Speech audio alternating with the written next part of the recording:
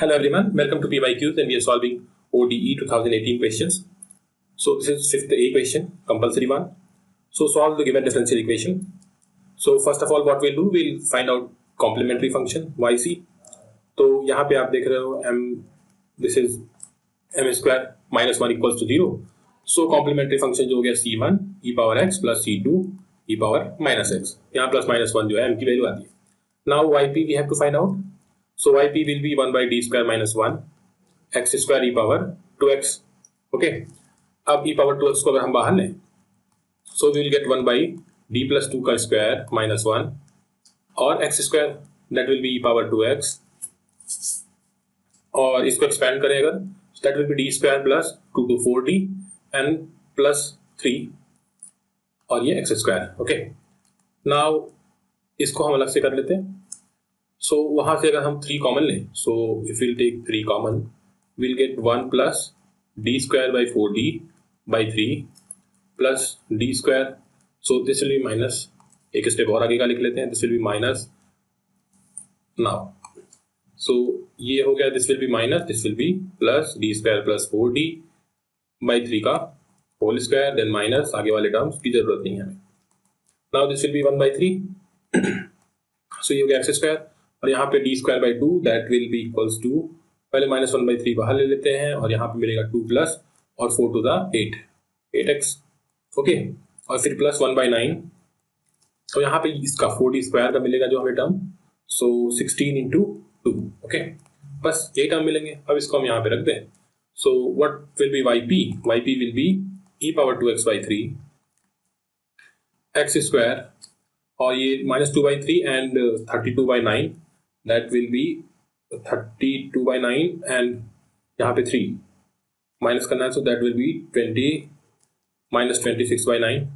okay, sorry plus 26 by 9 और ये हो जाएगा minus 8x by 3. okay, so this is the, यहाँ पे पहुंच गया. yp हमें फाइंड आउट कर लिया. अब हमने यहाँ yc फाइंड आउट कर लिया, yp और yc को. so complete solution will be, let me scroll it down. So y equals to yc plus yp.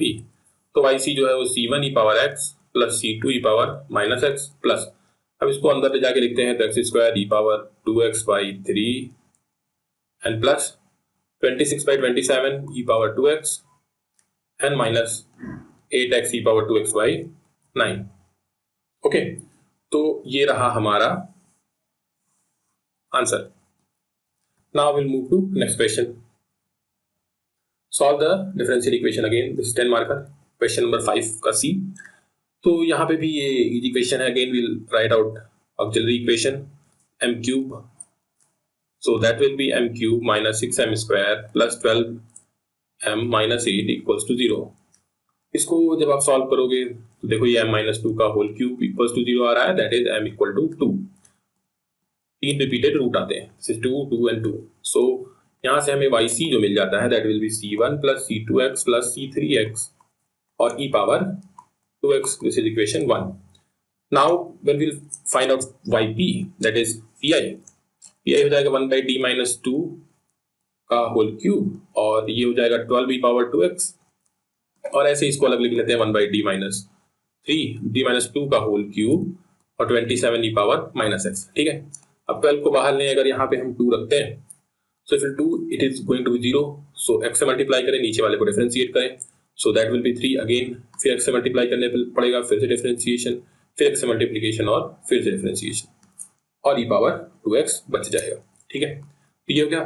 और यहाँ पे अगर माइनस 1 रखें तो that is minus 1 that is minus 3 का cube. So 27. So that will B minus 1. Okay. So minus 1 e power minus x. तो यहाँ देखो ये 6 और ये 2. सो यहाँ से yp दैट इज pi की वैल्यू जो आ गई वो आ गई 2x cube e power 2x minus e power minus x. Okay. So this is yp and this is yc. This is 10 mark question. तो हमें फाइनली y की value y equals to yc plus yp मिलेगी. That will be equals to c1 plus c2x plus c3x e power 2x plus 2x cube e power 2x minus e power minus x. ठीक है. So this is the required final answer. This is the required, यहाँ पे x square miss हो गया, so this is x square, ठीक है। So that is the required answer. अब हम चलते हैं अपने अगले सवाल की तरफ। Now next question is to find the Laplace transform of f t, that is इसका लाप्लास ट्रांसफॉर्मेशन फाइंड आउट करना है। तो integration 0 to infinity Laplace transform का definition e power minus t और 1/t dt, ठीक है। तो अगर हम इसको क्या करें, ये एस टी को अगर हम ले लें एक्स, क्योंकि गामा फंक्शन में कन्वर्ट करना है, तो डी टी जो हो जाएगा वो डी एक्स बाई एस हो जाएगा और टी की वैल्यू यहाँ से x by s. So integration 0 to infinity e power minus x, यहाँ से टी की वैल्यू है एक्स बाई एस, करेक्ट। तो अब यहाँ पे टी की वैल्यू रखेंगे, पहले हम डी टी की वैल्यू रख लेते हैं डी एक्स बाई एस और टी की वैल्यू रखेंगे root of s by x, ठीक है। तो अब हमारे पास जो फाइनली टर्म आता है 0 टू इन्फिनिटी, ये 1/√s बाहर आ जाएगा और ये x का power minus half e power minus x dx, ठीक है। So then this will be 1/√s, this is x e का पावर x और x ये हाफ है, so that is gamma half, ठीक। तो इसको हम लिख सकते हैं root pi by s. So ये रहा फिफ्थ के डी का पहले का आंसर, ठीक है। अब for second we have to find out the Laplace transform of inverse Laplace of this। तो पहले हम इसको a by s-1 plus b by s-2 partial fraction में लिखते हैं प्लस c by s+3, ठीक है, equals to this is 5s square plus 3s minus 16 upon s-1 s-2 और s-3। अब जब 1 वैल्यू रखते हैं तो this is 5 3 and this is -16, सो -8 और यहाँ पे वैल्यू 1 रखने पे -1, सो 8 and this is -2, so a की वैल्यू आ गई -8 अपॉन -4, दैट इज a की वैल्यू आ गई 2। सिमिलरली b की वैल्यू 2 और c की वैल्यू 1, करेक्ट। तो अब हमारे पास हो जाएगा Laplace inverse 2/s-1 plus 2/s-2 plus 1/s+3।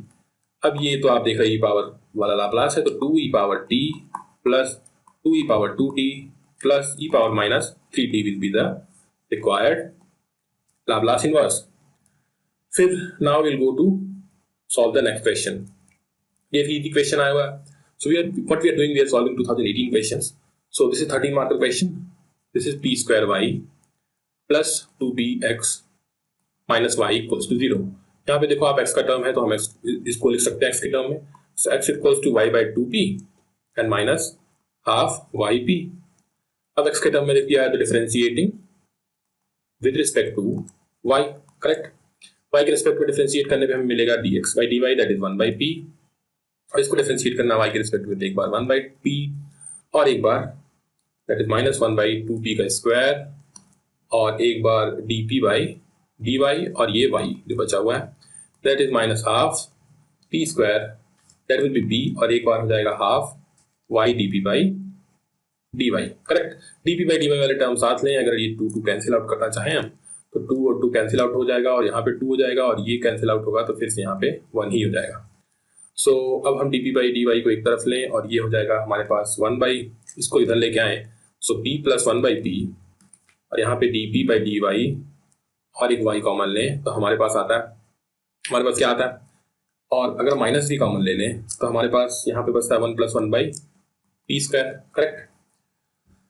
और यहाँ पे भी 1 + p स्क्वायर हो जाएगा, यहाँ पे भी p स्क्वायर हो जाएगा, तो हम इसको यहाँ कैंसिल आउट कर सकते हैं। मतलब कि ये हमारे पास dy by y प्लस इसको हम यहाँ इक्वल्स टू लिख सकते हैं -dp by p, ठीक है।